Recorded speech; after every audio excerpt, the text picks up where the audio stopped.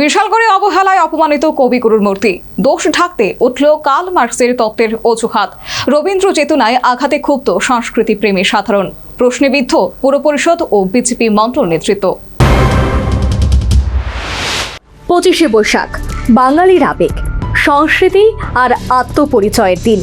সেই দিনই বিশালগড়ের অফিসটিলা কালীবাড়িতে অবহেলায় পড়েছিল রবীন্দ্রনাথ ঠাকুরের মূর্তি।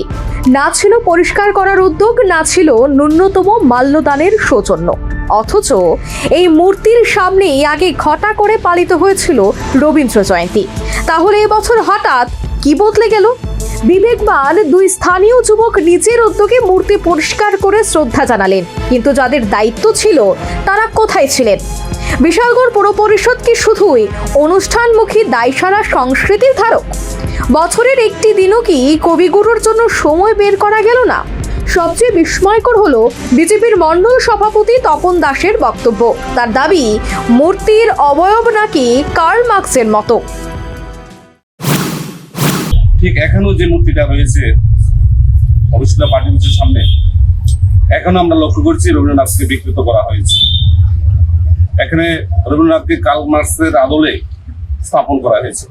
আমরা প্রশাসনের কাছে দাবি জানাবো, যেহেতু রবীন্দ্রনাথ আমাদের বাঙালির যে বিরাজমান, রবীন্দ্রনাথকে নিয়ে আমরা বেঁচে আছি, যাতে এই মূর্তিটা প্রতিস্থাপন করা হয়, কারণ এটা কোনোভাবেই রবীন্দ্রনাথের মূর্তি বলে আমাদের মনে হয় না।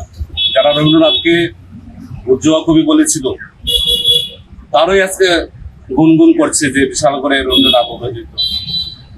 আমি তাদের কাছে একটাই প্রশ্ন করব, আপনারাই রবীন্দ্রনাথকে বিকৃত করেছেন, এখানে এই মূর্তি স্থাপন করেছেন। আমি আবারও প্রশাসনের কাছে দাবি জানাবো, যাতে এখানে প্রকৃত রবীন্দ্রনাথের মূর্তি প্রতিস্থাপন করা হয়। মন্ডল সভাপতির এই বক্তব্য দেওয়ার সময় উপস্থিত ছিলেন পৌর পরিষদের চেয়ারম্যান অঞ্জন পুরকায়স্থ, কাউন্সিলর রাখি কর্মকার, সংশ্লিষ্ট বুথ সভাপতি তাপস ঘোষ। প্রশ্ন উঠছে, এর আগে রবীন্দ্র জয়ন্তীতে যখন একই মূর্তিতে ফুল মালা দিয়ে শ্রদ্ধা জানানো হয়েছিল, সে সময় উপস্থিত ছিলেন কাউন্সিলর রাখি কর্মকার এবং বুথ সভাপতি তাপস ঘোষ। সে ছবি আজও নিউজ ভ্যানগার্ডের সংগ্রহে মজুদ। তখন কি কারোর চোখে কার্ল মার্কস ধরা পড়েনি?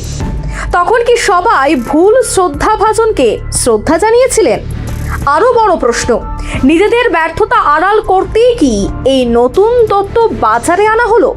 রবীন্দ্রনাথকে চিনতে না পারার অজুহাত কি আদৌ গ্রহণযোগ্য?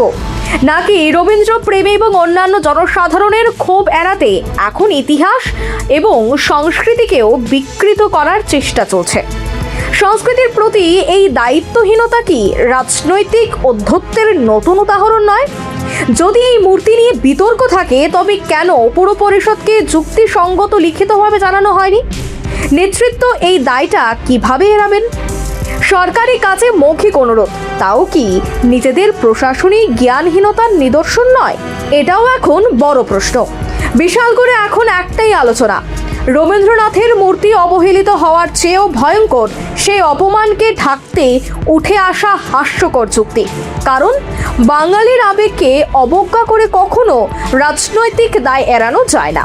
রবীন্দ্রনাথ শুধুই একটি মূর্তি নন, তিনি বাঙালির আত্মার অংশ। Bureau report, news vanguard.